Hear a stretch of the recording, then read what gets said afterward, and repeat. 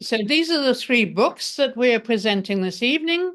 So in the middle, we have the Biodynamic Farming Handbook, which is the one that Hawthorne Press has produced in this country and that John Bradshaw has written. And then we have the Agriculture Spiritual Science, the new translation of the agricultural course called The Foundations for Agricultural Renewal.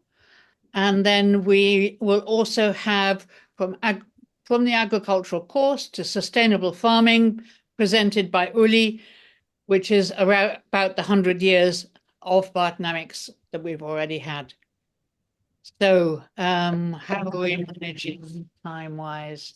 Okay, we're a couple of minutes past. I'm letting people in still. I can continue to do that if we want to begin. Yeah, so maybe I can start with a welcome. So it's really lovely to have so many people having an interest in this webinar.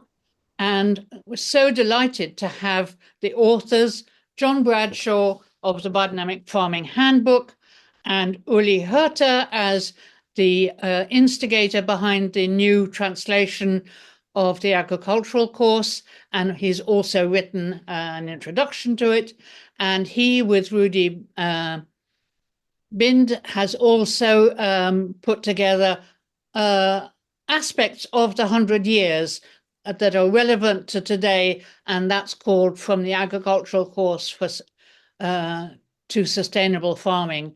And that's a really valuable book that's coming out in January in Floris. So we have three great books, and it's really good to have people coming from different parts of the world and different parts of farming. So John comes from Western Australia, from near Melbourne. Uli Southern Hurt, Australia. sorry, Southern Australia, actually. sorry, from denomination. Yeah, okay, thank you. And then Uli Herter has been farming in Switzerland, and he's also been the agricultural section co-leader for the last 14, 15 years, alongside Jean-Michel Florin. And he's now leading alongside Eduardo Ricon from Mexico. So they are based, the section leaders, in Donach at the Goetheanum, and they are the people behind so much activity around biodynamics and the annual conference and much more. Uli will tell us a bit more about it. So in the meantime, just a few practical considerations. As Jessica said earlier, we are recording this, so just an awareness of that. And please keep yourself muted unless it's your turn to talk, either as a presenter or you've been invited by Manuela to ask your questions. Please put your questions into the chat so that we can manage them as effectively as possible. And Manuela may group questions, or she may ask people individually to present them themselves. So that's her call, so that we get the most out of the time we have. We will be offering a discount on those books via our web shop, and Jessica will send out the information to those who've attended this after the webinar. So we're really looking forward to you benefiting from these really great books.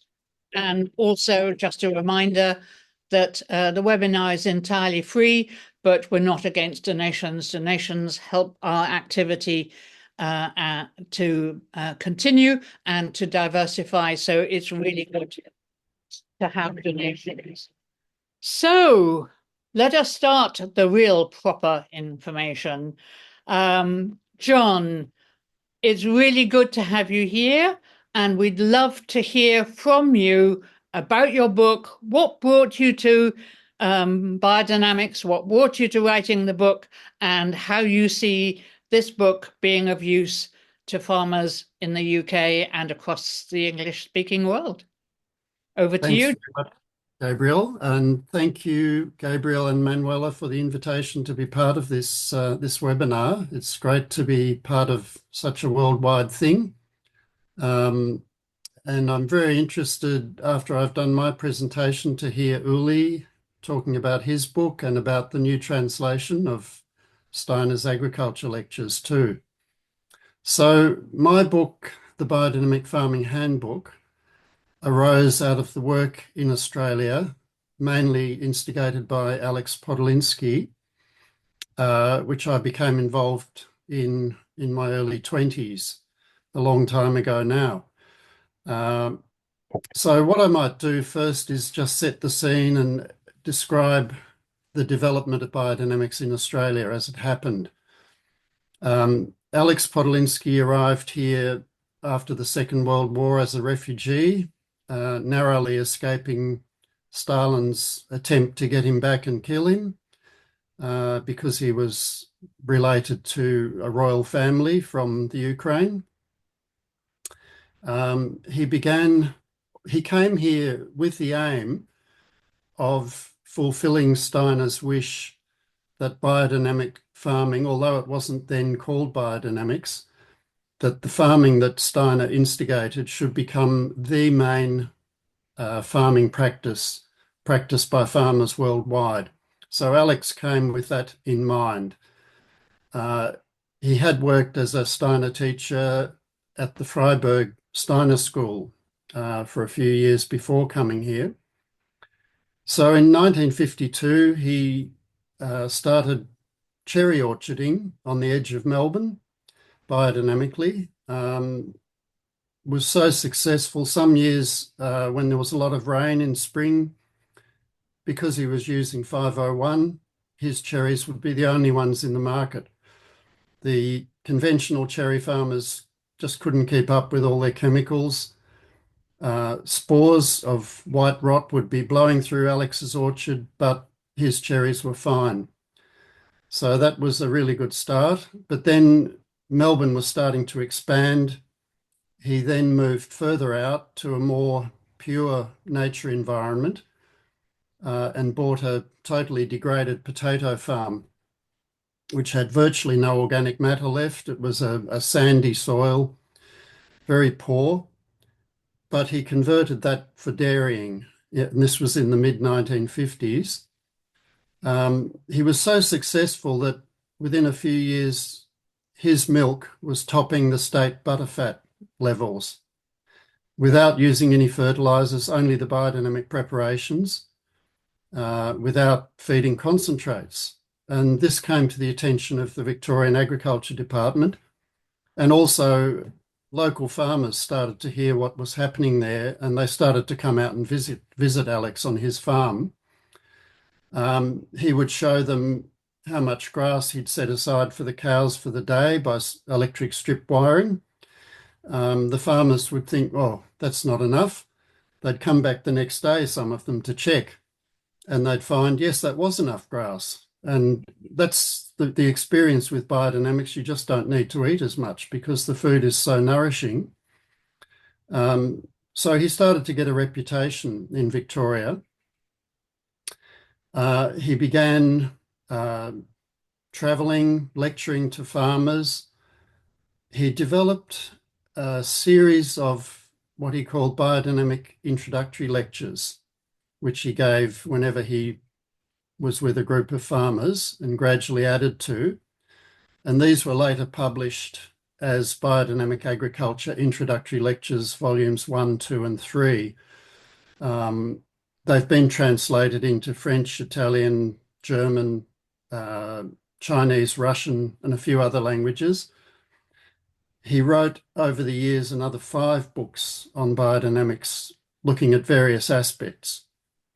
Now, in 1982, or I should say in the early 60s, they formed the Biodynamic Agricultural Association of Australia with the first 27 farmers, I think it was. In 1982, the ABC, which is the equivalent of your BBC in England, ABC TV did a half-hour television program about biodynamics, Alex Podolinsky and the farmers.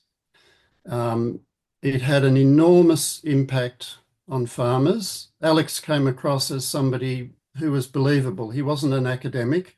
He was an actual farmer practicing this most unusual sounding biodynamic agriculture.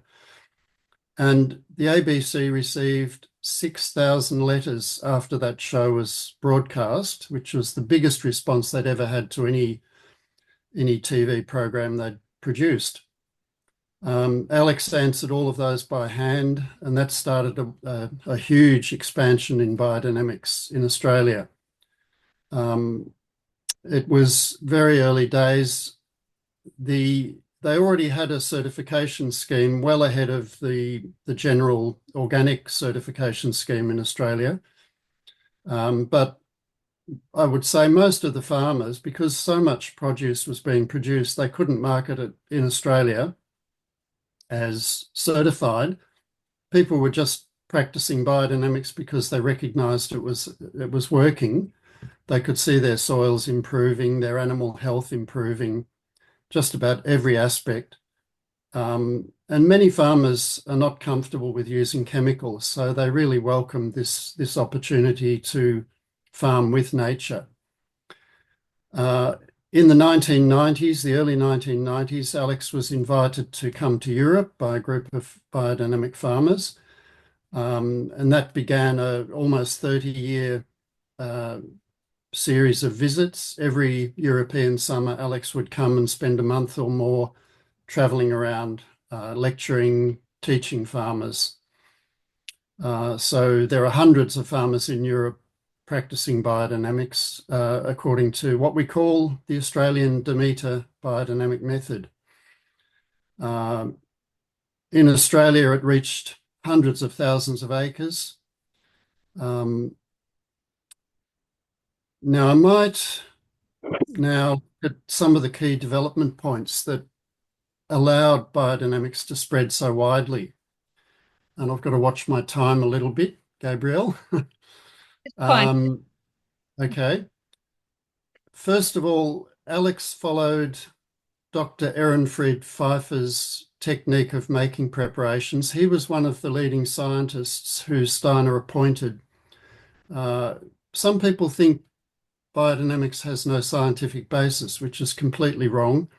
There were several groups of scientists working intensely to flesh out Steiner's original indications in the lecture series.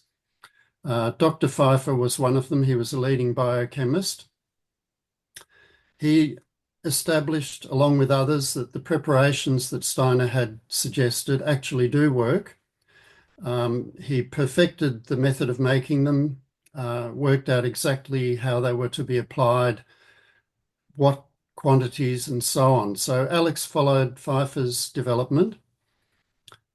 He exchanged preparations with Pfeiffer, who'd by then gone to America until his death, Pfeiffer's death in the 60s, was able to improve with some of the preparations, the technique.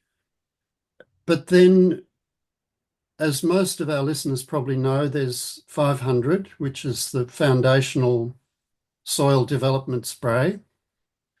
Then there are the 6 compost preparations. Now, Alex realised that there was no way really of getting those compost preparations out over vast acreages by putting them in compost and spreading it. It would take forever. He experimented and eventually worked out a way of adding the 6 compost preparations to 500 to make what he then called prepared 500. And he had established the Biodynamic Research Institute in the 1960s, which did a lot of testing on soils, composts, new developments, and so on. And they tested prepared 500 very intensively and found it was more effective than 500 by itself, much more effective at transforming soil quickly. So that became the only 500 used on the Australian Demeter biodynamic method farms here and in Europe and in Asia. The next problem, though, the first 27 farmers were actually stirring the preparations. I'm sure everyone understands that 500 has to be stirred for 1 hour to make a deep vortex and then a bubbling chaos, and then reversing and reversing for 1 hour. The first 27 farmers who were farming up to 400 or 500 acres were actually stirring by hand. I can't imagine now how they did that. And it was realised that if biodynamics was to spread widely, there needed to be a stirring machine developed that would replicate the best features of hand stirring. Alex called for that, and within 2 weeks, one of the farmers turned up at his door with a machine that was made. That was tested again through the Biodynamic Research Institute, and it was found to do a better job than hand stirring for any amount over 12 gallons. So hand stirring would be slightly better up to 12 gallons, but any amount over that was better by machine. And they also developed suitable spray rigs that could get the 500 out over vast acreages quickly. One farm in Western Australia, I think it was about 5,000 acres, developed 6 60-gallon stirring barrels that ran in tandem that would stir 120 acres of 500 in one go. And in suitable conditions, that farmer was able to do up to 1,500 acres a day of 500. So that machinery infrastructure was very necessary and allowed biodynamics to spread widely. Alex developed a view of how plants feed within nature's organisation and outside nature's organisation, which became fundamental to the whole organic industry in Australia and many other areas. I can't go into that in detail now. I haven't got time. Another foundation of the development was that it had to be science-based. Another one was the importance. You see, Steiner gave the original indications in 1924, but there was no overall farming method yet. That had still to be developed. So all the things that I've put in the book here are the additional things that we need to do as biodynamic farmers, apart from the preparations. The preparations form the basis, but then you have to have a whole natural farming method to go with it, including rotational grazing, green manuring, a whole range of things. Cultivation is extremely important because as your soil opens up and develops structure and humus, we do need to cultivate for various reasons at times, and depending on the industry, the actual farming type of farming you're doing. Alex instigated a new biodynamic plough, which is called the rehabilitator plough, which does a wonderful job of lifting soils rather than forcing its way through. It's a deep ripper, but it's used for ploughing and also for incorporating green manure into soils. Another area that Alex developed was called active perception, which was a formalized way of helping people engage with what we call formative forces. Now, formative forces are an area that is in its infancy in science. Many scientists think that everything can be explained by chemical and physical properties, but there's a lot of evidence that there are life force, formative force underlying the physical. And so most farmers in their daily work are actually unconsciously engaging with living forces in nature. And I haven't got time to go into that obviously now either. All right, so that's I hope, set the scene of Australian biodynamic development. I will look now at my book, which tries to put everything together. I was aiming to produce a comprehensive manual that would give anyone interested in BD a clear overview of it. Often it's hard to get a clear picture of biodynamics from books. So I wanted to set that out very clearly in the first section. So I cover all the basics, the biodynamic preparations. I have a look at a brief history of agriculture, reasons for farming biodynamically, biodynamic soil development, upper plant expression, because when we farm biodynamically, we notice plants express themselves differently. They stand up more upright. The leaves are more interestingly placed. They're not just jumbled together as in conventional agriculture. The colour of the plant is what we call glow green. Often conventional plants or heavily fertilised organic plants look heavy. They have a darker or almost bluey green colour, which is a consequence of the whole artificial fertiliser or water-soluble fertiliser system. I look at balance in biodynamics, where we need to balance. For instance, talking about slugs earlier with one of our participants, we have to balance light with water. Sometimes we get too much rain and there's too much water in the plant, and we can apply 501 to bring them back to that uprightness where it brings more flavour, more sugar into the plant, and so on. And the plant then just can't get sick, basically. It's full of light. What else do I do? Transitioning to biodynamics, how to handle that, and also certification for those who are interested in being certified biodynamic. So then I go on to the scientific basis, and I hope I'll get time to look at that a bit. I'm up to 14 minutes now. I'll come back to that in a second. The second section is practical application of biodynamics. So we look at all the aspects, all the preparations, how to store them, how to apply them,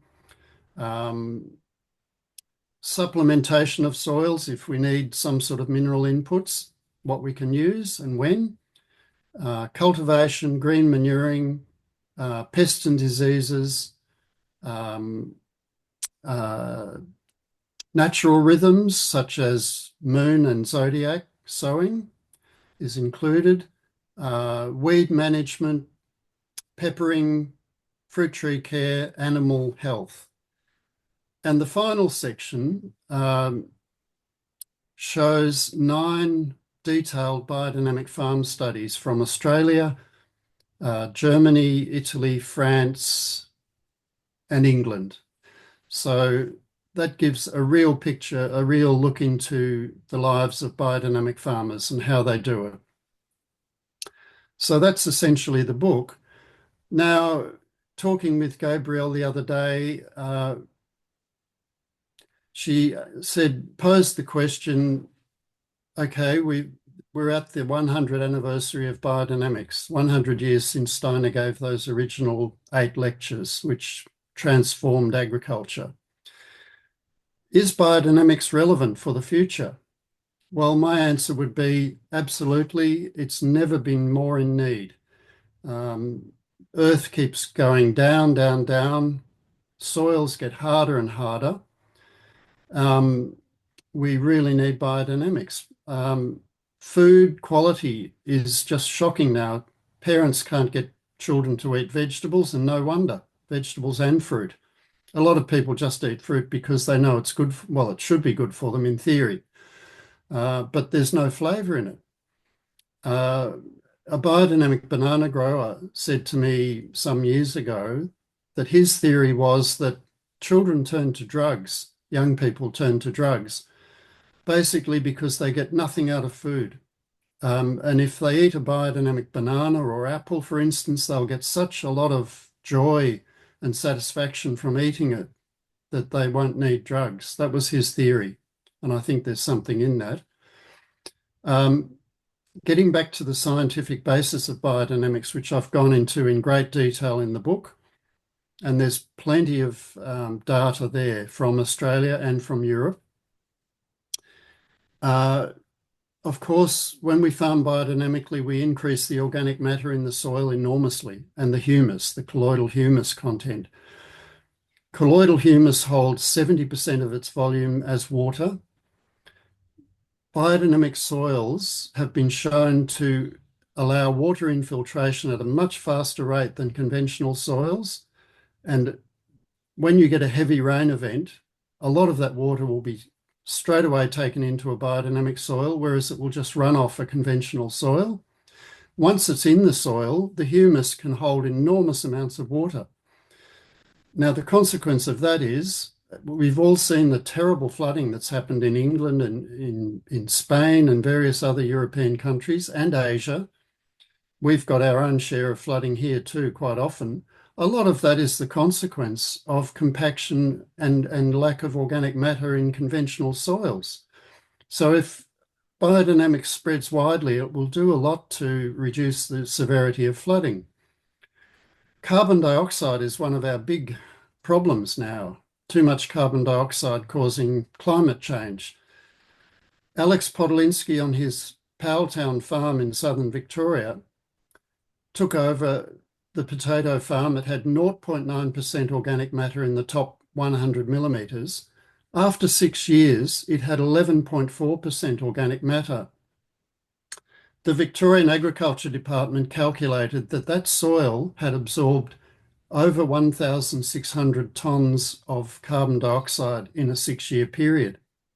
That is enormous if that's spread widely. And the practical demonstration of that is everywhere on biodynamic farms. Agri-Latina market garden in Italy, which is probably the biggest biodynamic market garden on earth, I'm not sure, but I think so, has 80 hectares, including 14 hectares under glass. They practiced organics for 6 years, quite unsuccessfully. They couldn't get their organic matter over about 0.5% in 6 years. That was a sandy soil. Once they started applying biodynamics, they got it up to around 4% and maintained it at that level. And that would translate to any biodynamic farm. So carbon dioxide, that's just enormous what can happen. In Australia, we have a big problem with salinity in soils because large parts of Australia were under the sea in ancient times. And if you compact the soil and remove most of the trees, and the sun shines on the soil, you get a capillary action that brings water up from deep down, which brings the salt up, and then you can't grow anything. On quite a few biodynamic farms, they've actually healed that salinity because as the soil structure opens up, the salt can gradually filter back down, and then you can start growing crops again. So the environmental implications of biodynamics are tremendous. Now, I think I've just about used up my time, Gabrielle, and more. That's really lovely. Thank you very much. And when you talk about how the plant feeds, have you described that in your book? I'm afraid I haven't read it. That's a very important part of it, yes. Because we had a fantastic workshop with Vincent Masson on the preparations. And yes. I know, is an advocate of the Podolinsky approach and all that you've been describing. So, yeah, he described how the plant actually took most of its needs from the cosmos, from the air, and so on. And of course, the part in the soil was important, but it wasn't the majority of the plant's needs. Yes, absolutely. Turns things on its head when most people think one, soil is everything, but of course soil is important, but also when you approach feeding your plant with soluble chemicals, then everything goes through the water. It's not even the soil that's most important. Yes, so you obviously understand that already, Gabriel. So Yeah. it's essentially, and I won't take much more time, but Alex explained that plants have fine hair feeder roots, which can access what minerals they need directly from colloidal humus in the soil. And they have bigger, more vertical water roots, which take water separately. They're virtually separate processes. But when you put water-soluble fertilizer on, the plant has to feed when it takes up water. So when the sun shines on a biodynamic plant, it feeds, and the water uptake is a separate process. But in a conventional soil, even when the sun's not shining or it's cold, the plant is still transpiring, it's still taking up water, and so it takes up far more elements than it needs. And that's why it doesn't taste any good and it doesn't keep. And they have all sorts of problems with pests and diseases. Really interesting, isn't it? Yeah. Yeah, and there's a whole lot more to the chemistry as well. I think we've got a few people who have questions. Manuela, have we got a few questions? Maybe if we take 3 questions now, and then we move on to Ueli, and we can take more questions at the end.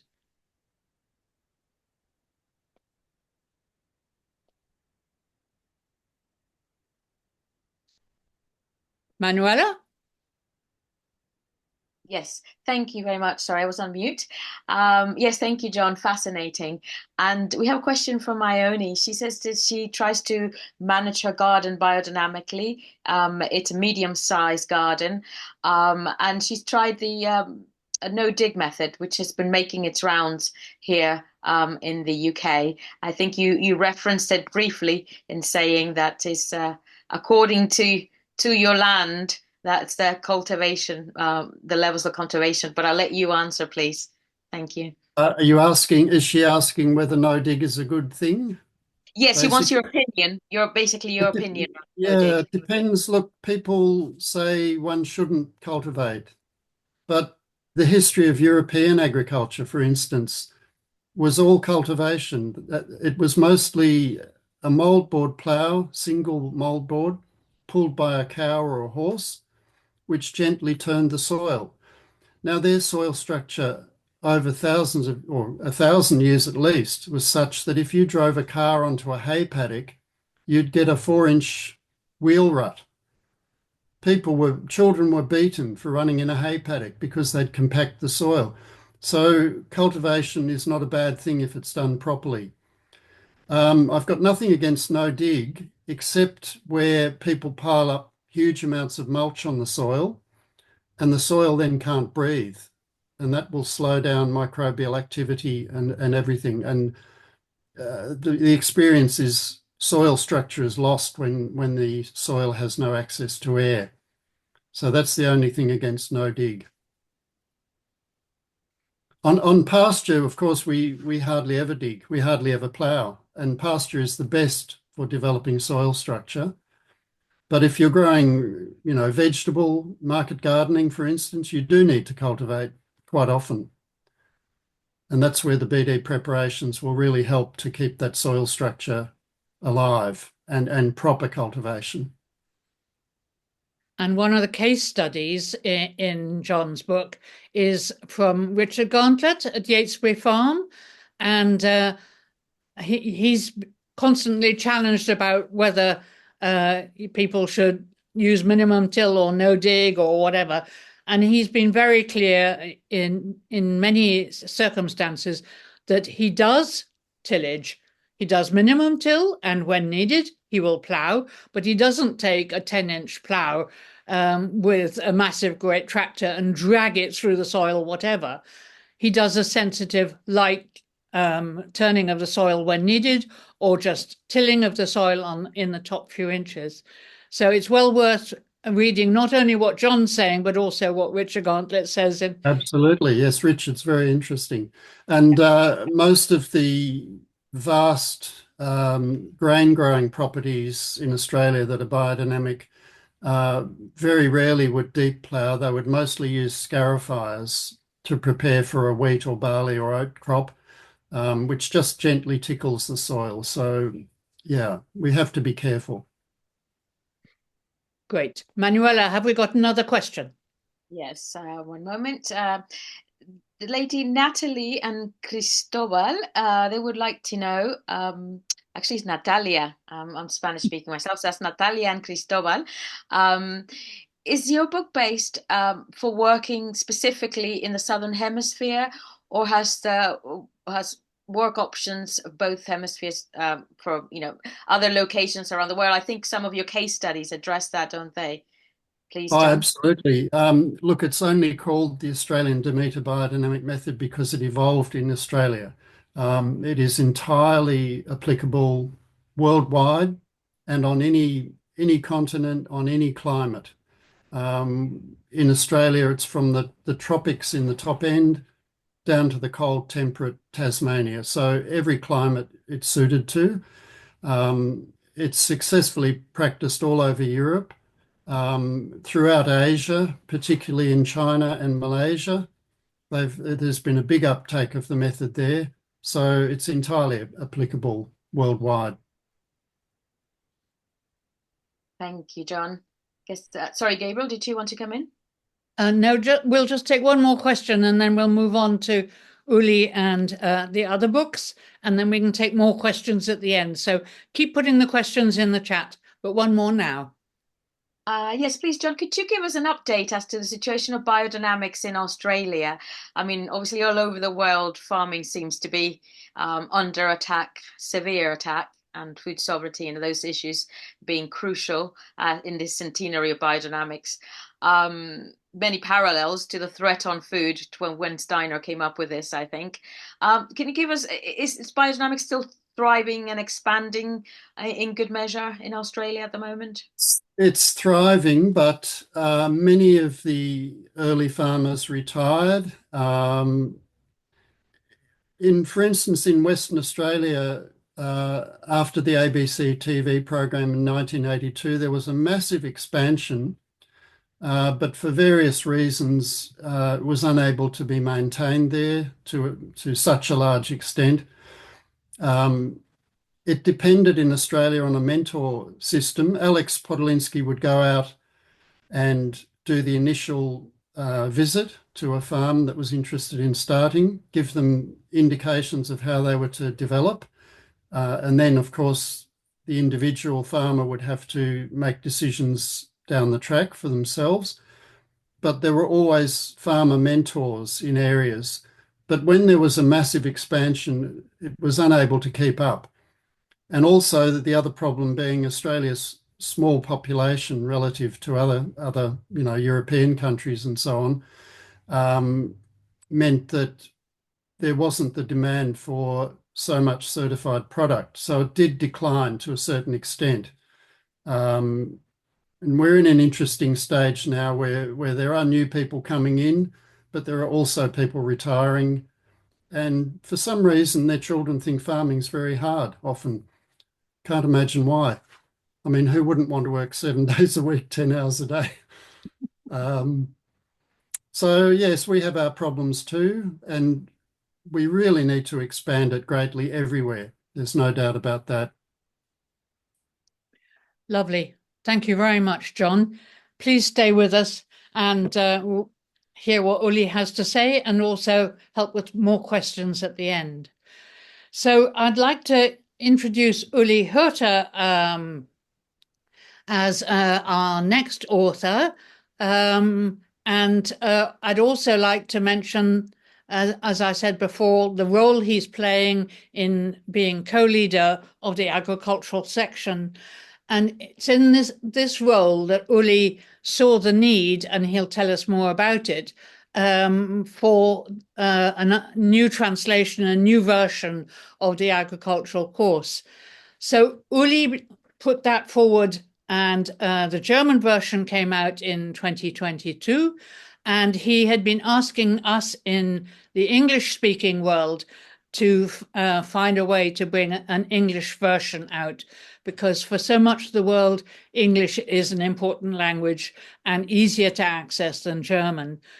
So in the end, there was not much uptake from the other English-speaking countries, and I managed to put Ueli and his team in touch with Sevak at Steiner Press, and Sevak took on the challenge and has done a fantastic job. And he asked Simon Blaxland de Lange, who himself works in the garden at Hoseley Hill community, and Simon took on then the challenge of the translation. And Simon Blaxland de Lange says, I apologize for not being able to participate directly in this event. This is partly for technical reasons, but also I have an important community meeting at Hoseley Hill.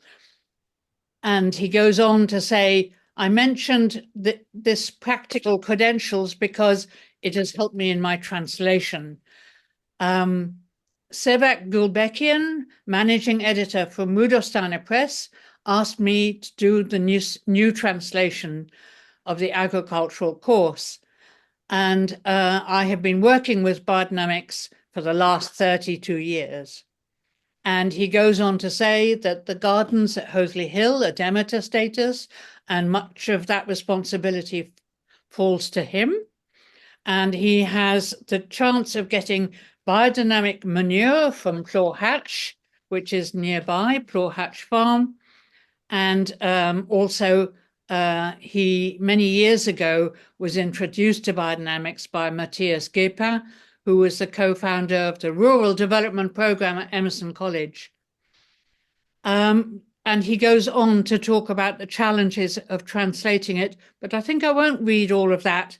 But he hopes that not only experienced biodynamic practitioners, but also anyone deeply concerned about the future of farming and man's relationship with the earth in the context of the extremes of exploitation and versus rewilding are presented as only possibilities, that these people will study this book with the attention that it deserves.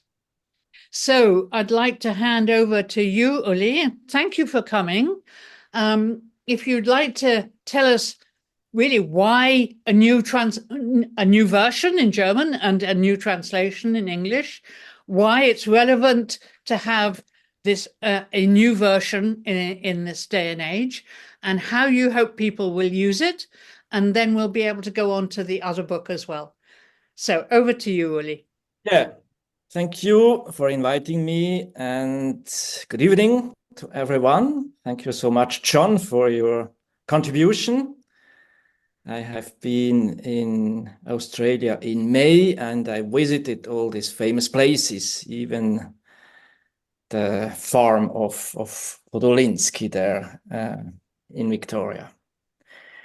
Yeah, why a new edition? So a new edition is not a new book. It's the same content. It's the same historical, let's say, event, which has been the 8 lectures of Steiner in Koblenz in June 1924. And a new edition means going back to the source as deep as you can in order to offer to the world the purest source, which is possible actually. So this has been the reason I felt as a co-section leader responsible to offer to the world the most purest, let's say, historical source which can actually be provided. And as we have the many sections, we are 12 sections at the Goetheanum in the School of Spiritual Science, and sections mean working fields, means departments. And so, as we have many of the 100 years events, because we are now going with stepping in 2025 towards the 100 years of death of Rudolf Steiner, which happens the 30th of March. And the years before, and specifically 24, 23, 22, and meaning after the First World War have been very, very much dedicated by Steiner to bringing up these practical working fields of anthroposophy. And this has not been written books, but this has been courses by lecturing. And this has been taken up in shorthand, and this shorthand notes, then they have to be transcribed in a proper form. And from there on, then it goes to the, let's say, further work which has to be done in order to bring out an edition. And in this way, from the spoken word to the shorthand to the transcription, and then to the further work to create an edition, you have many steps, and let's say the real spoken original word by Rudolf Steiner can be interpreted in many different ways. And this means then you read it and you are not sure if what you read has really been spoken by Rudolf Steiner. So for example, with a spoken text, you have never interpunctions, yeah?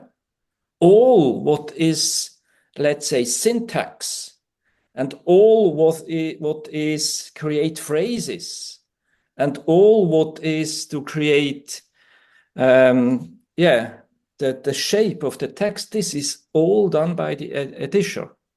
This is not done by Steiner.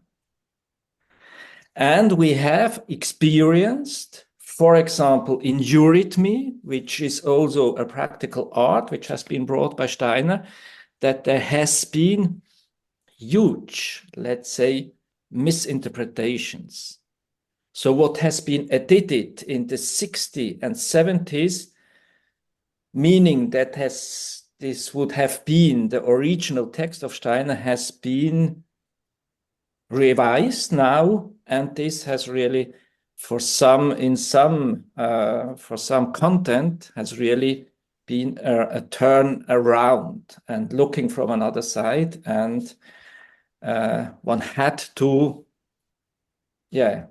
recreate its proper image and understanding based on the new version of the text. And so we have not been sure, how is it in our case? Do we have already a more or less proper transcription, or is it in the same way that we have, let's say, content in the course which we know is deep, but at the end, I give you an example, we have in the second lecture, for the one who knows, there is the indication that the cow, by digesting, by ruminating, she makes a cosmic qualitative analysis of the fodder. And this analysis then is somehow brought to her all over, let's say, cow consciousness. And from there it goes and is kind of what then is integrated in the manure. So this very, let's say, incredible fertility we have from the cow manure is, according to Steiner, to a certain extent, the result of this cosmic qualitative analysis. But do you understand what it is really, a qualitative cosmic? It's great, and you can meditate long time about. But if ever it would be quantitative cosmic analysis, would work too. And are we sure that the one who did shorthand really heard it right? You see, here we have one of these points where are we sure? Huh? And so also we thought, let's go back to the shorthand, transcript it again, and so on. And there we have a problem, because the original shorthands, which have been done by a Mr. Walter in Kowrwitz, they are lost. We don't have them. So we are in a very particular situation. And this we knew. And what to do now? Huh? So the first, when I started this work 6 years ago, we investigated, could we find the original shorthands? Yeah? We have not been the first ones, but we thought for the 100 years, destiny could help us, and so on. And we didn't find them. But then in the archive, we found a notebook from Lily Kolisko. And she was attending the course too. And she did also shorthand.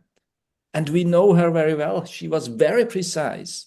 She was a master of precision. Yeah. And therein, very interesting journal from her. And therein is the shorthand from 3 of the lectures. Huh? And then we thought, okay, this have not been the base of the first edition and neither of the second. And okay, no, I'm wrong. They have been already worked out for the second edition. And then we transcribed them again. And frankly, I didn't know. I heard that will cost 20,000 Swiss francs to transform one of the lectures. So I thought it will be a huge budget. And then we found one very old man in Switzerland who was able to transcript this very specific shorthand, because there are different types of shorthands, which has been used by Lily Kolisko. So lucky. And he did it. And after 2 weeks' time, it was there, and the bill was reasonable. So this was a great breakthrough. I take you a little bit into the adventure, huh? How it worked. And then we missed the other ones, and then we heard that there is an archive. There is a Koliska archive somehow in Wales, in a barn. And it was COVID time. How to go to Wales and we investigated with France in Great Britain, and and I had this image, this foggy weather in Wales somehow, and the dark barn, and therein will be the journals of Lily Koliska and so on. Okay, the story went on, and at the end we found a second of these notebooks of Lily Kolisko, and it has already been in Arlesheim, so just nearby. Because there are people, they are going around with this kind of archive materials and so on. And there is a Thomas Meyer, and he is looking about this, and he is in a kind of tensioned relation with Goetheanum, so what not easy to approach him, but okay, at the end we had it. And so we translated, or we transcripted this too, and then we had a new base of our work, and we came to the conclusion that what we have already had was very well done already. And by the way, from the first edition to the second edition has been a huge step, and this has been because at this time the version of Lily Kolisko has already been introduced in the edition of the agricultural course. And this work, by the way, has been done by Pfeiffer, just because we have heard about Pfeiffer before. He has then been head here of what became the section of agriculture. Okay, and then we have been a group and Hans Christian Zehnder, who is working with the archive and doing editions. So very, let's say, yeah, we have been a wonderful team. He has been more the leader, and we, the others, we accompanied. And it was word by word, and sometimes it was huge questions and so on. And by the way, this example I gave, really, in the version of Lily Kolisco, it's a cosmic quantitative analysis. What do you do now as an editor when you have the both of the versions and both make sense? And now when you go in the appendix and you go therein, you can see that we bring the two versions and we say the two can be meaningful. And in this way, we say the source is not clear. We have the two versions, and you are invited as a reader to deal with the both of the versions. So we take the reader in, as we don't say this is the truth forever. We say this is what we have, and in this way, yeah, it's the most proper source actually we can provide, but we also have an attitude, and this is the attitude of the collected works, because we are in this collected work edition with the regulations which are given for this. And this makes that we try not to interpret Steiner, but to bring as proper as possible. And then when there are versions and questions, to say to the people, hey, you are an active reader, and take your responsibility from your side. So perhaps so far, and we are very happy now that the English version is here, even in 2024, in the year of the 100. And this has been really impressive, in which short time Simon did this translation. I can't believe, because it really lasted long until we came about with Sevak that he could do this, and then we had to look for the money for translation, and all of a sudden it happened very quickly, and I'm really happy about this. Congratulations, and this will be the base for many other translations. And where we are growing actually is in Latin America as a movement, and there is Spanish and Portuguese, and these translations are already done and on the market. We have them. Even in each of these languages too, because the Europeans and the Latin Americans, they say the other are not the right ones to do it. So we have a Spanish American version and a Spanish European version, and the same with Portuguese. And we have already also the French translation. The Italian one is under construction, and now we have the English one. And I would say for Asia, where it is the other region in the world where we are growing, this will be the base for the translation in Mandarin and in these other languages.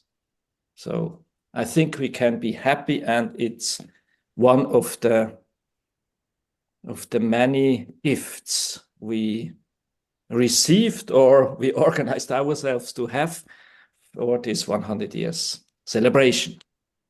It's a wonderful year. We achieved many, many things. Okay, perhaps so far, and then I can try to answer for questions. Can you say a little bit about its relevance for biodynamic practitioners now? Well, we have books as the one of John, who are very practical, down to earth, and how to garden, how to farm. And the agricultural course has 3 qualities in it. It's practical, it's in the same time scientific, and in the same time, it's anthroposophy. And it means it's also opening new dimensions of understanding and of regarding to these agricultural items. So it's very inspiring, but not so easy to access to. Huh? So we think it's sometimes really helpful to read it in groups so you can exchange. This is wonderful. Winter evenings, you gather around the fire and you do some study work based on the agricultural course. I did this for years, and this has been my access. And once you have an access to the language of Steiner, then you can also go by yourself. And it's, for some people, it's difficult. They say, I can't. It's so, for me, it's not so difficult, but this is personal. And yeah, in this way, I would say you need to have a kind of access to Steiner and his way to express. But when you have this, then it's really a very deep and powerful source. And it's kind of perhaps step to enter to have this relation to him and his language. It's 100 years back. It's no longer how we express today. So you have to do not only the translation from German in English, you have to translate from a language from 100 years back to a nowadays language. It's possible, but it's work to do. Absolutely. So an excellent tool for delving the depths. And we had last week Jeff Poppen, who's done a book called Barefoot Biodynamics, and he's really delved into these lectures, and he's got a wonderful way of bringing elements of them up and enlightening them. So between the different books, we can all dive deeper and deeper. So that's a really lovely picture of how that came about. And I think because time is moving on quite fast, be lovely if you'd like to talk about the book you wrote with Rudi Bind about the 100 years and some key developments over the 100 years. Now, that book's not going to come out till the 30th of January, but it's still in this impulse of the 100 years. And that's the English version. Obviously, the German version and the French version have already come out. So there's something for us to look forward to, and maybe you can just bring some highlights out of that book to encourage people to engage with it as soon as it is published, and then we can go on to the questions. Is that all right? Yeah. So this small booklet, one has to say, has been written, or let's say even it's a kind of patchwork we did, in order to reach out to the many, many people who are, let's say, new students or journalists or people who work in the organic stores and so on. What is it, biodynamics? And to express this in a very common wording, in a very common language, easily accessible, and in a way written also that you can jump from one theme to another one, because nowadays even young people, they don't read one book from starting to the end. Huh? This has gone. It's no longer like this. We should do videos, so it's a kind of collecting, of bringing together, of a kind of patchwork. And the intention has been to say biodynamics is also one, but an important one, starting point of what is actually organic or sustainable farming. And organic and sustainable farming is also the base of the environmental movement. So what we have actually as the civil society who engages for nature in various ways.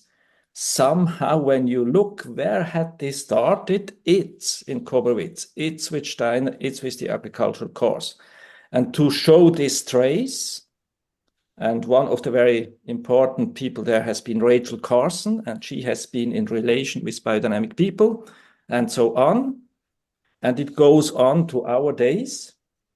So, for example, actually our friend Helmi Abuleish, who is conducting the second initiative in Egypt, he is since yesterday evening in Riyadh, in South Arabia, and there is the UN COP about desertification. Huh? So we have one of us actually, bringing contributions to one of the huge challenges we have in our world, desertification, based on biodynamic. He does, and of course, it's about building alliances and so on. So it's not only the past; it came through the 20th century, and it's actual working. And this is just one example, and we bring other examples in this book. I take another one in Rosario. It's a big city in Argentina, and they have suburbs, they have favelas, many of them. And there has been an initiative by Latuca, a friend of us, biodynamically based and building up gardens.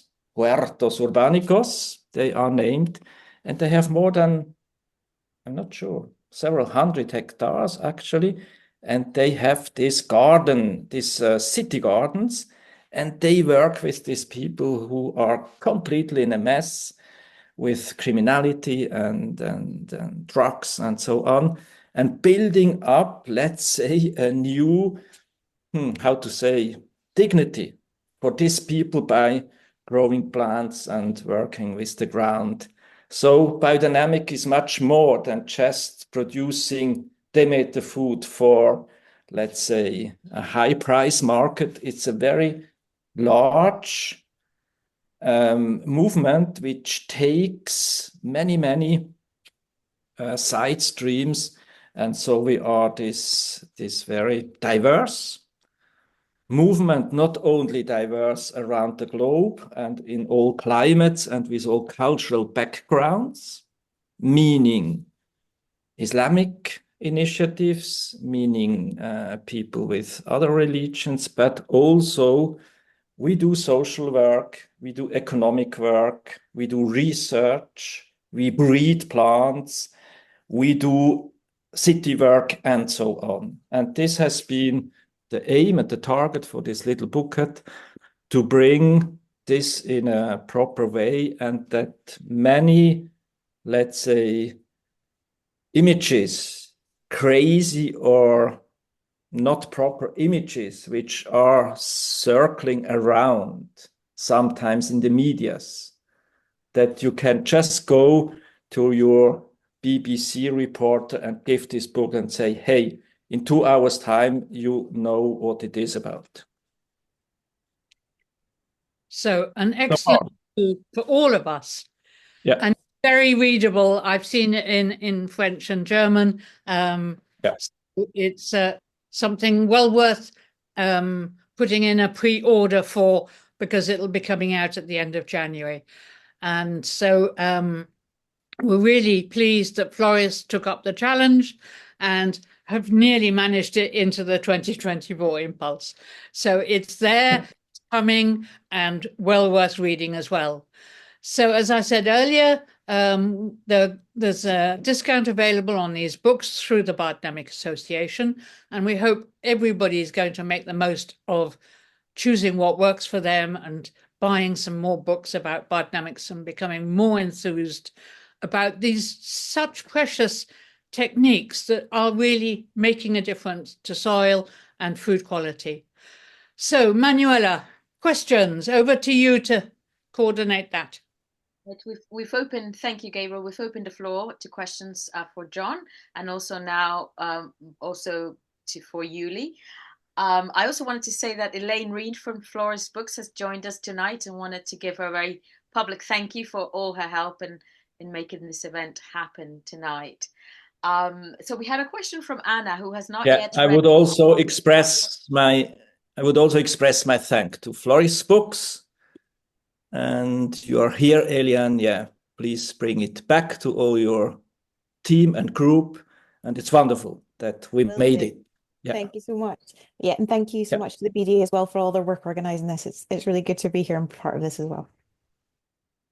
Thank you, Elaine. So we had a question from Anna.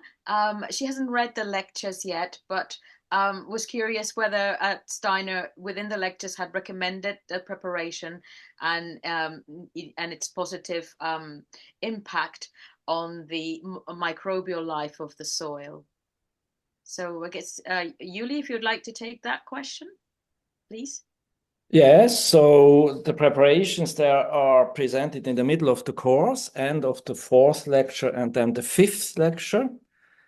And they are in this way, it's very humble how Steiner brings them. He says, do this and it will help. And he says a little bit in which direction, and it's all about soil fertility.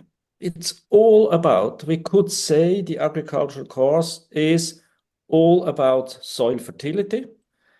And in this way, by doing this specific way of manuring, fertilizing, helping the plants to be, as John said, balanced between earth and cosmos, we give then also, let's say, the support to the plants and to the overall agricultural situation, to the farm, that what comes out as nutrition is in this way, has a flavor, has a kind of taste, but in the same time has this inner quality, which then can help us to be, let's say, responsible people in the world. So it's more than nutrition in a sense to sustain our body. It's a kind of nutrition which makes the body part of us receivable for what came from our soul and spirit, and in this way that we can act properly, independently, and in a meaningful and responsible way as citizens and people of our time. Lovely. Thank you, Ueli. And John, you can have an opportunity to also maybe come back on that question. But also it sort of ties into a question I had regarding this quality, this particular and unique quality of biodynamics, of it being really a food with consciousness in it, imbued with starry substances, cosmic intelligence and information. If you can comment on that, please. All right, I'll comment on the microbial aspect first. Firstly, that 500 is an enormously concentrated source of beneficial microbes for the soil. When it's applied to the soil, it works on humus formation, root growth, and microbial activity specifically.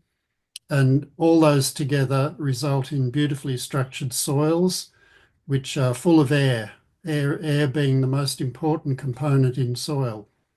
So yes, definitely the use of the biodynamic preparations will brilliantly help your microbial activity in the soil. What was the other part, Manuela, that you said? Yeah, just to comment on this idea, you mentioned the example of the effect of biodynamic food and I guess the whole therapy of the agriculture in helping people, young people with addiction problems, and that led me to the question of this aspect of the consciousness, the unique consciousness that biodynamic produce is imbued with because of the practices. Yes, I suppose I would say that using biodynamics, we get upright plants, often conventional plants, and badly fertilized organic plants are more like this. but the biodynamic plants are very upright.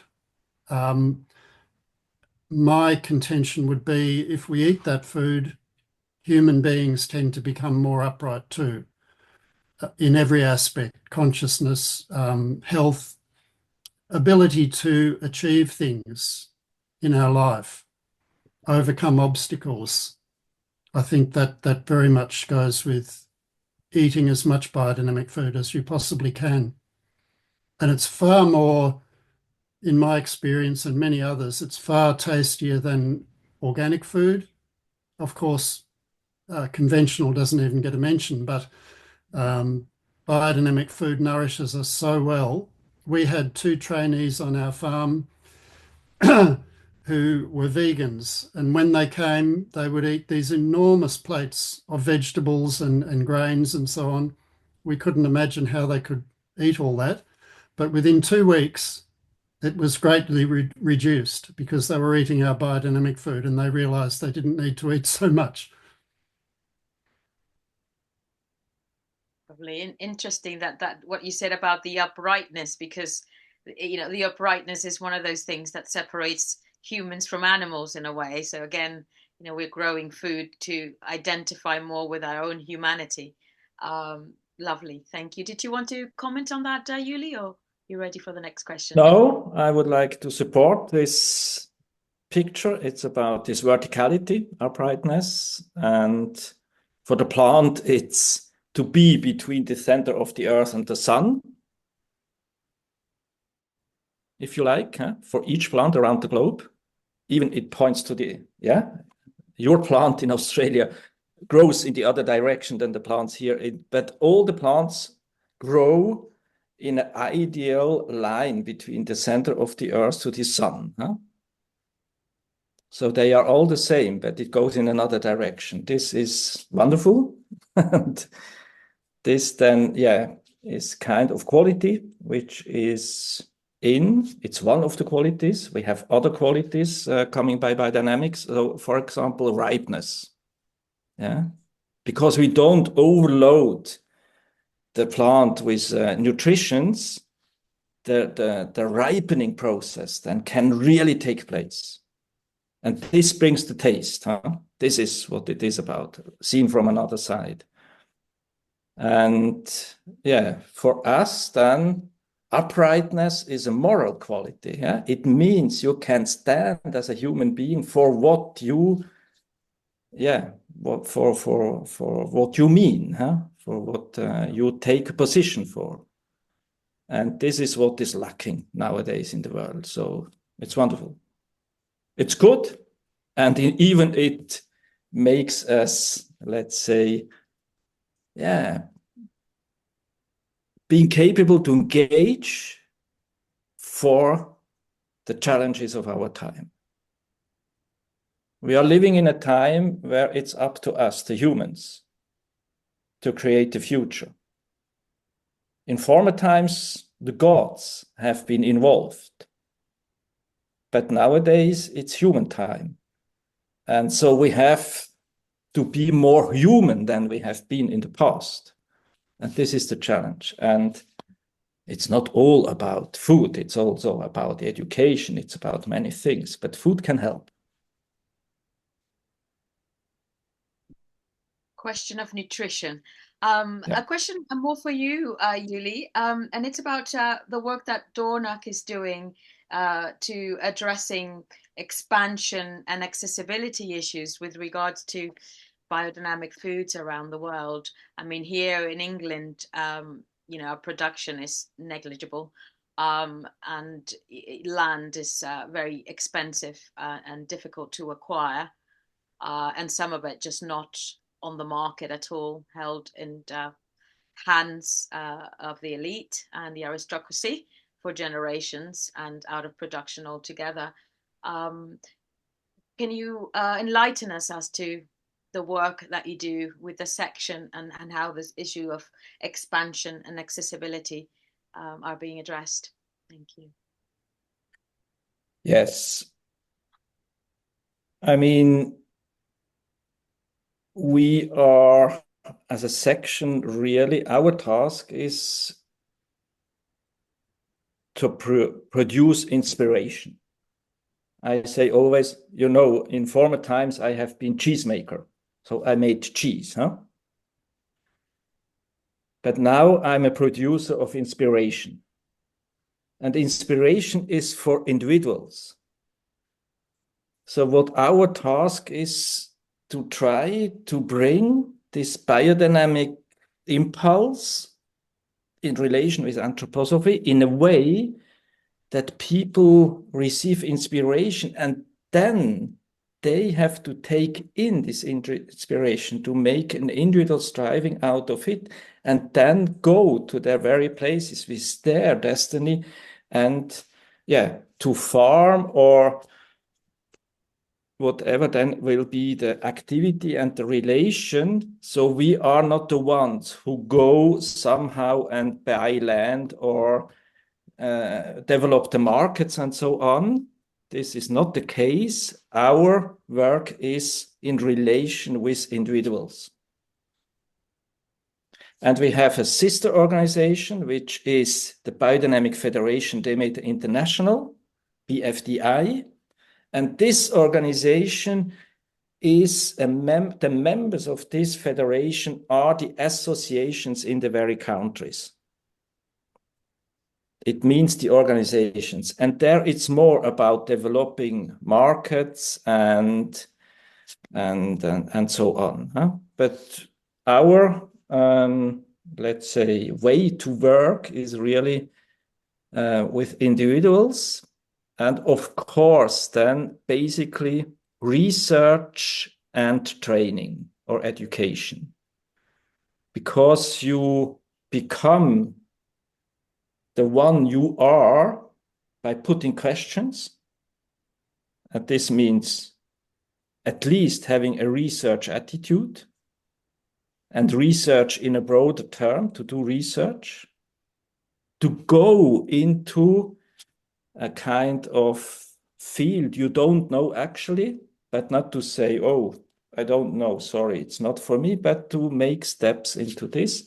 And then education, and this means, to become a learning movement. Huh? Our aim or our contribution is to make for each generation a kind of quality and attitude to be researchers and to be educators for ourselves, but also for the ones who join newly. And when it becomes more about the trademark and more about organizations and the international standards and so on, it's more BFDI. Huh? We are sister organizations, and we are more about the individuals and the other more about the organizations.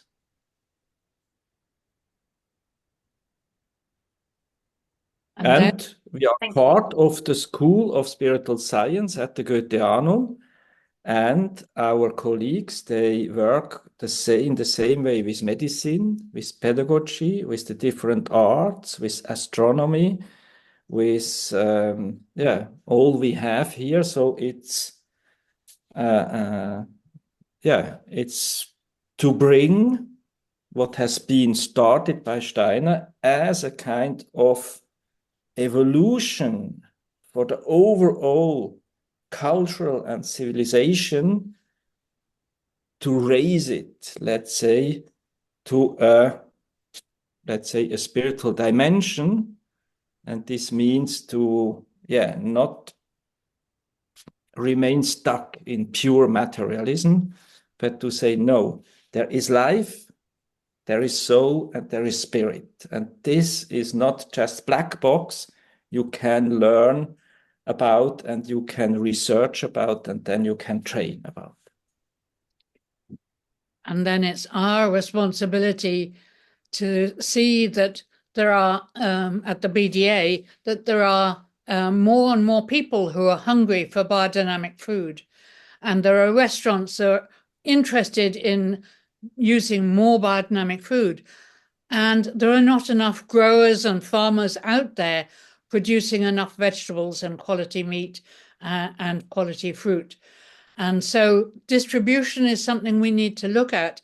And community-supported agriculture is really good because that is really designed to feed its local community. But there's also the wider distribution. So I was talking yesterday with people from Natura, and we are going to be running a workshop, a masterclass to do with distribution and marketing of biodynamic products on the 20th of February. And we are open to all those people who are interested in doing large amounts of growing vegetables, not just an acre here or there, but people who are willing to take on an enterprise and grow 8, 10 acres of vegetables and work with people like Natura and Ocado and Abel and Cole and Riverford to get more biodynamic food out there, more quality food, so that we can all have that creativity, that connection to spirit and to soul, and be there to help the world forward. So do spread the word. Biodynamic food is worth it. And if there are more people who want to grow it, we're very willing to help with advice and transitioning into biodynamics if you're not already doing it, or getting more land. If you've only got a few acres, we'll help you put together the arguments to talk to your neighbours to use some of their land. So are there any more urgent questions, or are we going to thank our marvellous speakers and round up? We would like to have perhaps a message from these two wonderful authors and farmers as we look into the next centenary of biodynamics. It's going to be a crucial one, and I think we really need to keep up the dynamism and the energy that has been gathered in this celebration, and not just put it away as soon as January comes, but really to carry that impetus and have a proper countdown to the next 100 years that will be, by the grace of God, a lot more successful even. So if you both would like to send a message out to our audience and those who will listen to these recordings, and thank you very much both for your participation tonight. So John, do you want to step forward and speak? Well, firstly, I'd like to say thank you very much for organising the event. It's been wonderful and great to hear from Ueli. I unfortunately missed meeting him when he came to Australia, but hopefully we'll remedy that sometime in the future. Yes, look, the world needs biodynamics more and more now. Steiner, I think, said something to the effect that if large areas of the earth had not converted to this type of farming within, I think he said 70 years, it would be very bad. And we can all see the results. We haven't spread it as widely as we would like. And just briefly on what Gabriel, you were saying earlier regarding distribution, I think governments will need to realise that conventional food is heavily subsidised by governments in terms of the environmental damage it's causing, the damage to people's health, which all has to be paid for by taxpayers, so that people farming biodynamically should eventually get some sort of tax incentive, some sort of financial benefit, or conventional farmers need to be taxed for causing such damage in the world. And then the food will become more affordable by everyone. So let's just keep doing what we're doing and try to spread biodynamics as widely as possible. Thank you, John. And we need to talk a little bit more about 500p, because that is the way to get the compost preparations out on large areas of land. And so let's not forget the 500p. It's being used widely across Europe. And a lot of the research that's being done by Kassel University is on farms using the 500p. And the results are astounding. So yes. Thank you, John. That's really great. Thank you. Ueli. Yeah, I would like for us closing remarks to bring two things. We have our annual conference. It's from the 5th to the 8th February here in Dornach, and the title, the theme is The Earth as a Living Being. And this is a little bit what we do to open up the future now after 100 years, to say, okay, the farm is a living organism, but we have to go a step further and to say the earth is a living being. And you are invited to join, and there is also live stream. It's the program is out, so it's all accessible. And the second thing I would like to bring as opening up this, let's say second century, a wording which I recently learned in Belgium. It's you never farm alone. You never farm alone. And this has many meanings. And when you farm, you feel mostly alone, but you never farm alone. And this is with the beings of nature on your ground. This is with the people around you, even in the cities. And it's a kind of new, let's say, look to the situation that farming means not to be alone somewhere and struggling with the conditions, but we need to turn around our look and to see in which way we are connected and related to many, many things. And in this way, you never farm alone is a little bit my motto, actually, to enter the second century. Fantastic. And that is so true when you can sense the other beings and even the worms and creatures and bacteria in the soil that are there with you. So remembering that you never farm alone, I think, is really important, because it can be a lonely job and really hard work. But we celebrate the farmers, we thank the farmers, because without the farmers, where would we be? Where would our world be? Where would our plants be, our animals? Where would our food be? And the idea that we can produce food and animals through factories rather than on the land is such a weird one. And we need to show that farming the land with nature works for all of us.